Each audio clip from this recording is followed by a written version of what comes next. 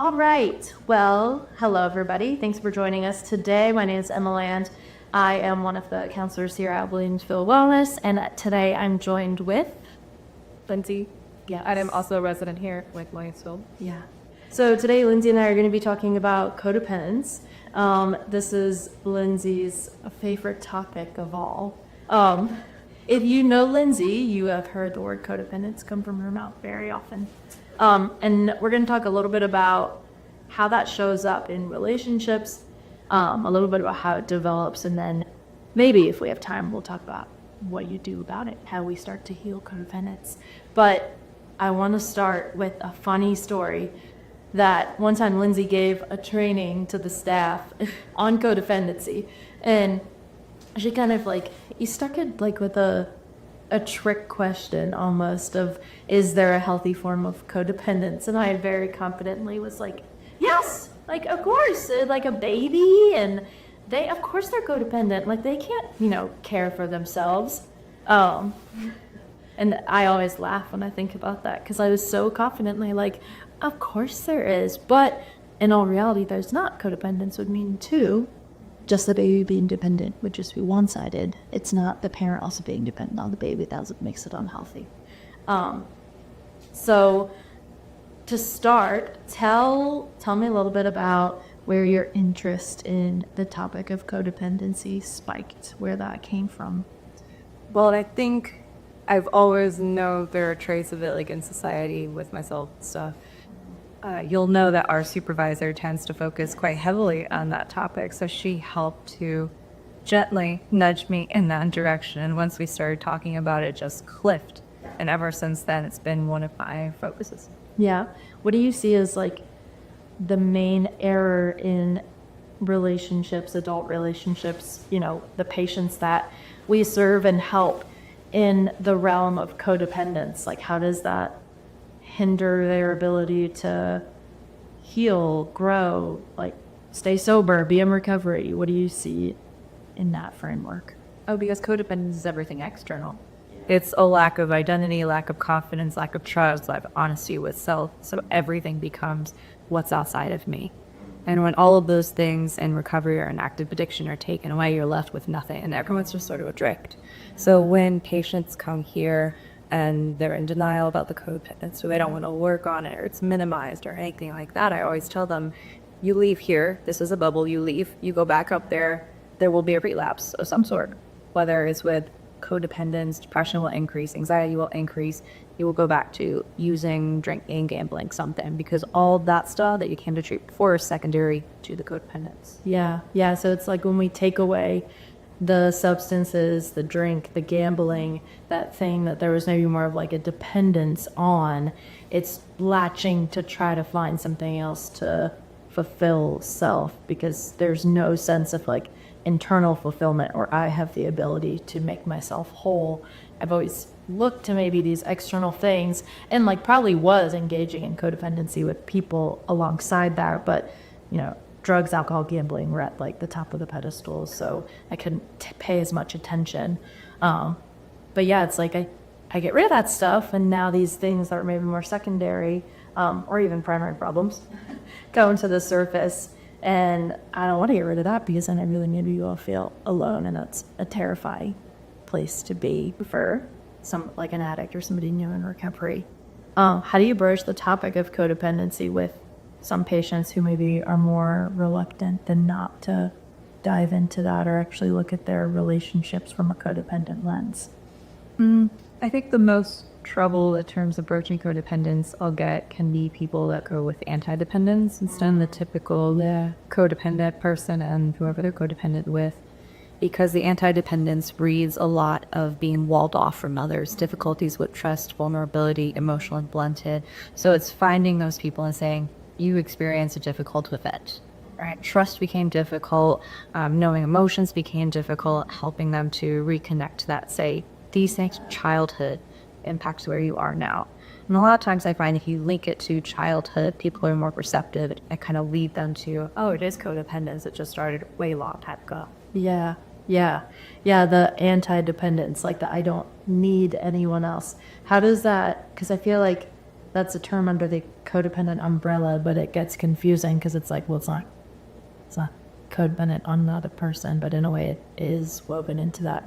How do those like overlap for an anti-dependent? So in terms of under the codependence umbrella, essentially when there is confusion about that, I always say it's about having unhealthy relationships.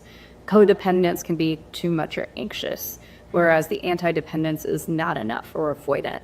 And so it's having that understanding that this is one form, this is also another form, less commonly seen in our society, but still present. Societal norms really influence the presence of anti-dependence because we tend to focus on being individualistic and dependent and asking for help is weakness and all of those things. Right.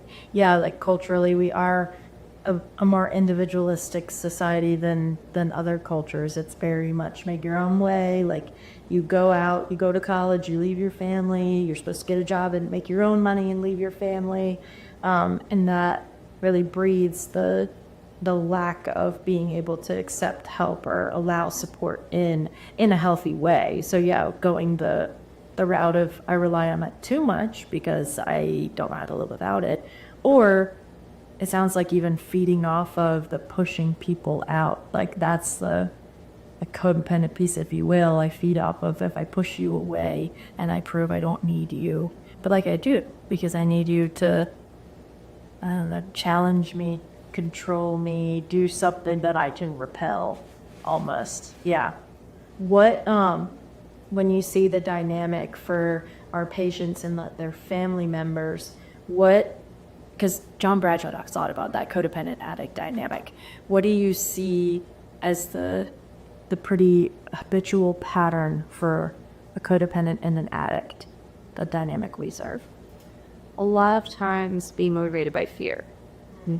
Especially with the parent-child dynamic. The biggest fear when I talk to parents is that their child will be unhappy. And keep in mind, these children now are adults, but the thought is the same, that they're going to be unhappy or that the addiction will kill them.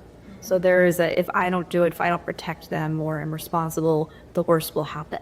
So I have to always do this thing. And that it can show up sometimes too in more of a partnership dynamic. Yeah, other way that shows up is then a breach of trust. And then we switch over to push away, avoidant, more anti-dependent of you or the problem, go away. And it's learning to bring those people back in a little bit.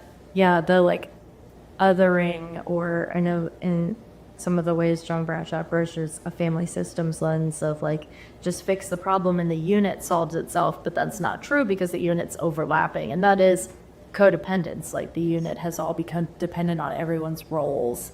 I know I love whenever you give some of our patients the drama triangle handout, because I think that's a very common pattern we witness with some of the population that we serve, and just codependence in general. We get like cornered into a role, and then like it feeds a need. So I keep trying to be in that role subconsciously or consciously. But can you talk about the drama triangle? I can.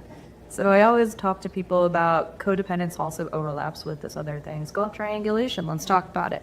There are three roles. You have the victim, you have the persecutor, and you have the rescuer. When I bring it up, I usually ask which one people will gravitate to, which one they are more comfortable with, which one's more positive. People go, rescuer, that's a rate, it's your rate.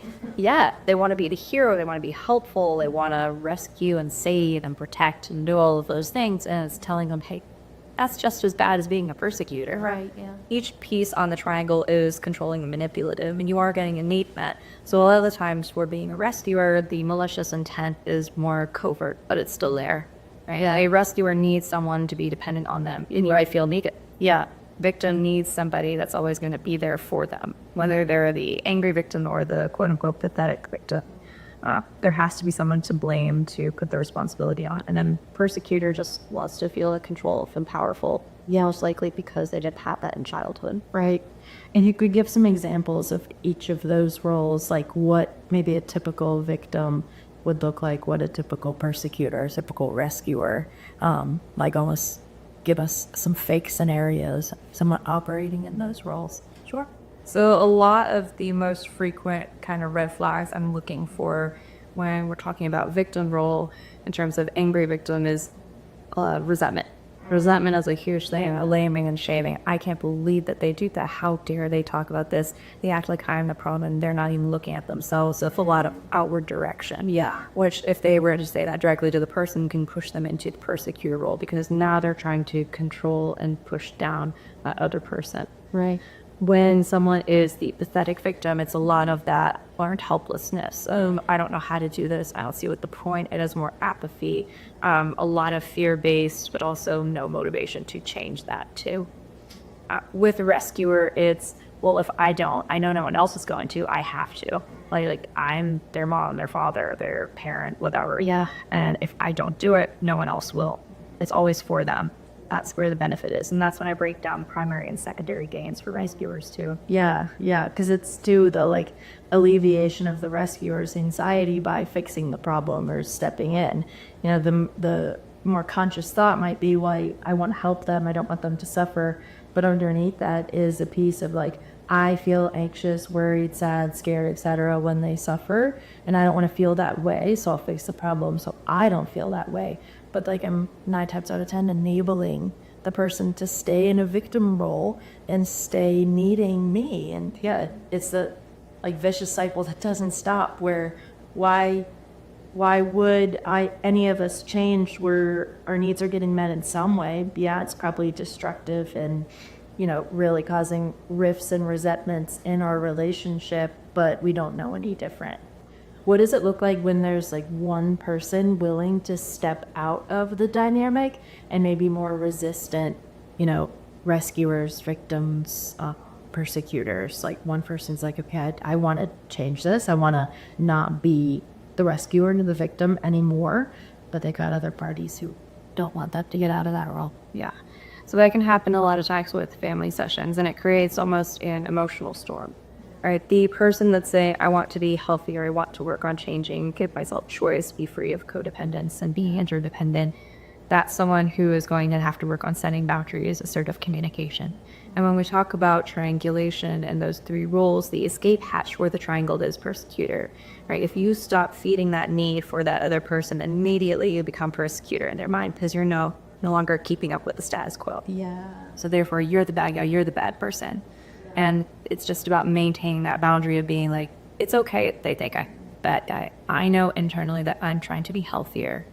And it's learning to put your own needs first, your own recovery first, rather than to fall prey to that continuous cycle.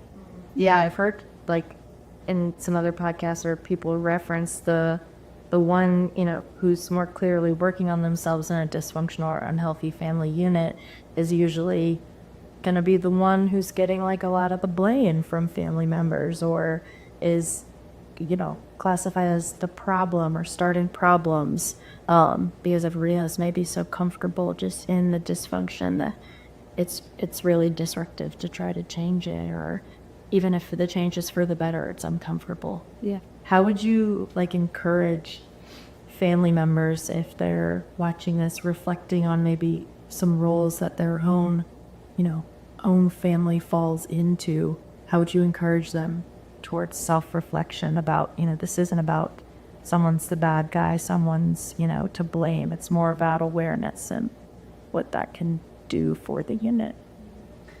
First thing I would say, use statements. Don't use the use statements. Sorry, if you watch information, say, hey, I heard this therapist say this, I think that's what you do. Immediately you're going to get hit with defensive pressure. And we want to turn all of this internal. So one of the things I'll tell patients and family members here is CODA meetings. You can have a variety of topics at a CODA meeting to work that program of recovery, because a lot of codependence traits are going to overlap with triangulation, like wounded inner child, all of those things. And so it's going to start looking at, what are you getting out of every relationship? How can you start to give that to yourself? That way you can become the best parent for yourself, the best friend for yourself, you're living your best life self. And we say a lot of the times, yes, learning to put yourself first rather than second or third down the list in your head. Yeah, and then when you're doing that, that will overflow into being a better parent, partner, friend. Can you share a little bit, just for maybe people who haven't heard of CODA before, what CODA is? Because it falls under AAG, like that same 12-step structure. Yeah. So CODA stands for Codependence Anonymous. It's the recovery organization that's affiliated with Codependence. Originally, the term codependence came from the AA movement. And like you said earlier in the podcast, it referenced the codependent wife typically preying on the addicted husband, usually alcohol addiction. But since then, it's been expanded. We know there's many other forms of addiction. So now both of those people would be lumped under the codependence title rather than you are the codependent and you're the addict. Yeah. So how would you encourage somebody who's starting recovery for alcohol, drugs, gambling, to know that like this is also a great recovery meeting to engage in alongside, maybe you're doing the step work with your sponsor in AA, but there's steps to be done in CODA meetings also. So that taking place, I would typically go through what the negative outcomes are for codependence.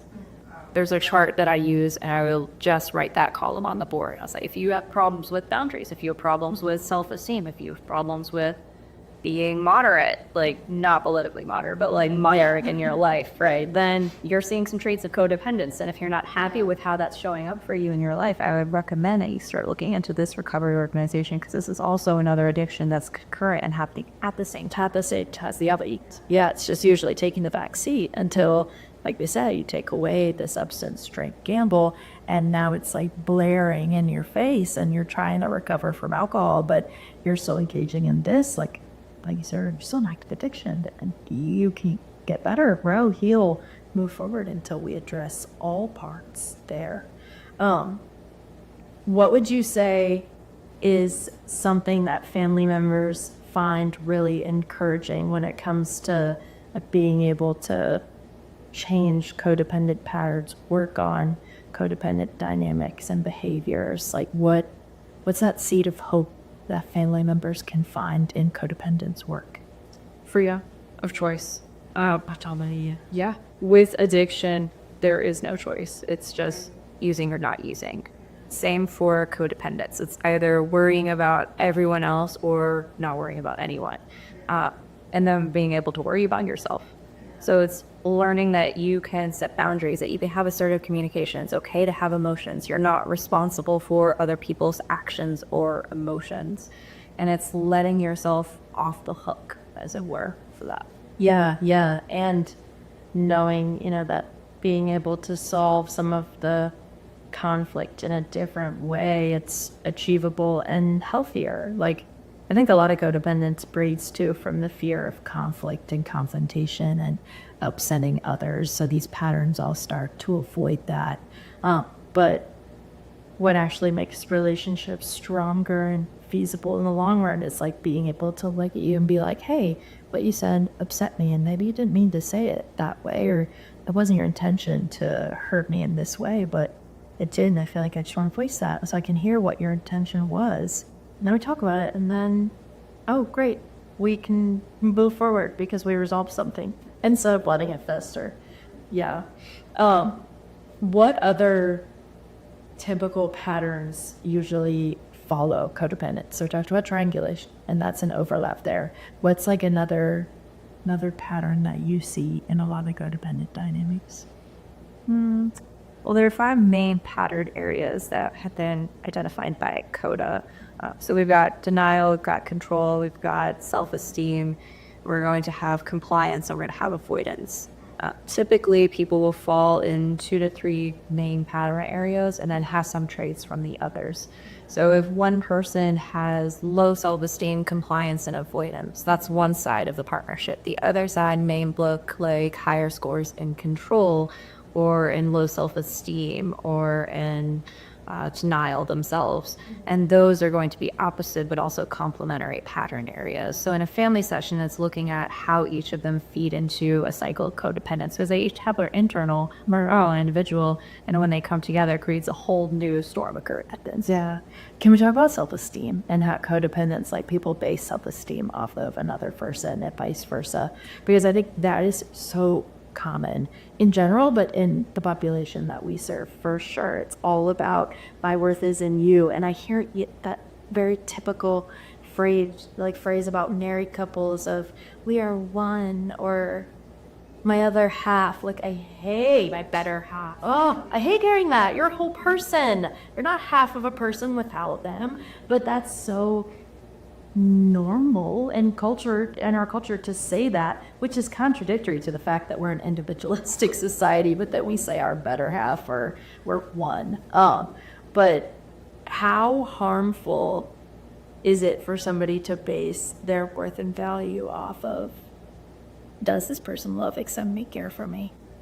So a lot of the times that goes down to how are you valued as a child, right? If you were valued for the sports that you played, your academics, people that you knew, and that's why we're teaching kid, hey, if you're not doing those things, then you have less worth, and if you have less worth, you have less value, and therefore my love for you is less. Yeah. So once we have that initial hook into externalizing self-esteem, it's perpetuated throughout the life. So now we're looking at what kind of car I'm driving, how much money I'm making, who I know, what my job is, how I'm dressing.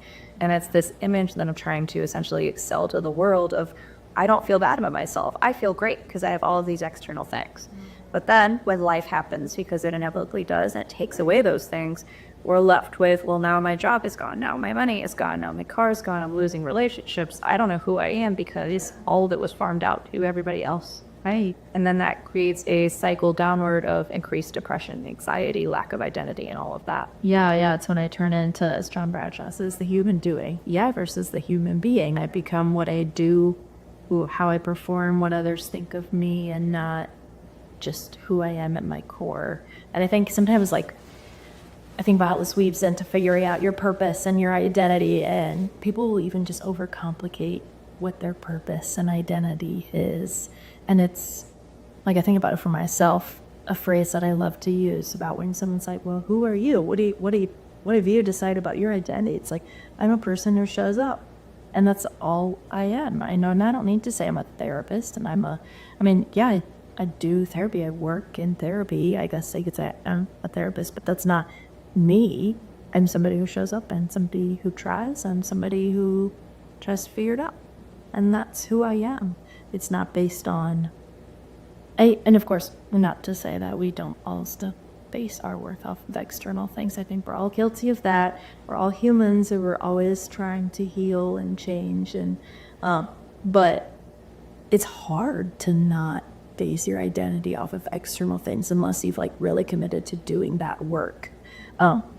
Because everything out there is about what you have, what you can achieve, what you can grow, what you could do. Like, I'm going on a tangent now. But I'm even thinking about schools. You know, it's all about getting to that next reading level, that next grade level, that next facet of knowledge. And it's just all about keep going, keep going, keep going. There's no cap anymore. So you think you'll never get to the top, or that if you're behind, Susie Q in class, that you're worth less than her. And it's heartbreaking, honestly, to really think about how distorted and difficult it is to do this kind of work for somebody. The metaphorical finish line just keeps moving the more you grow in life. Yeah, there's no real finish line. Like even, I'm totally off topic.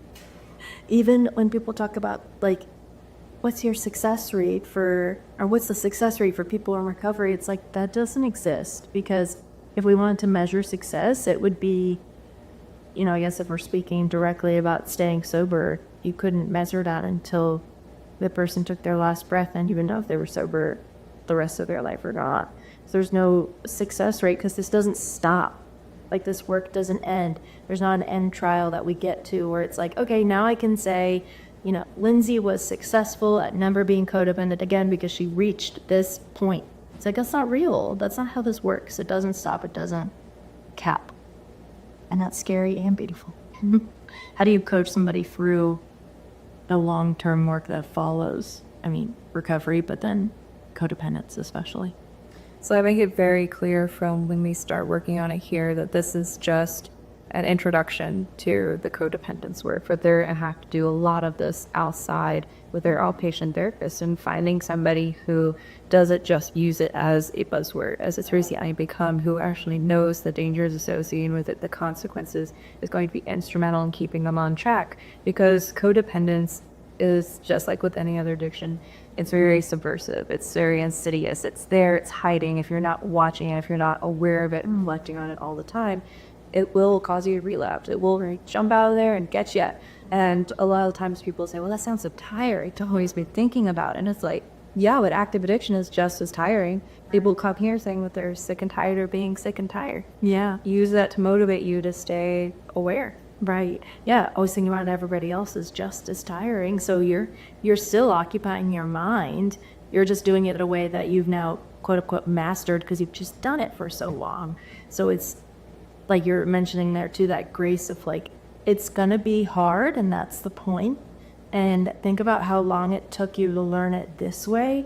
So you're not just gonna turn around tomorrow and get it this other way. You've got to put that same time and effort just through habit to do it a new way, a different way, a way that's gonna serve you better in the long haul.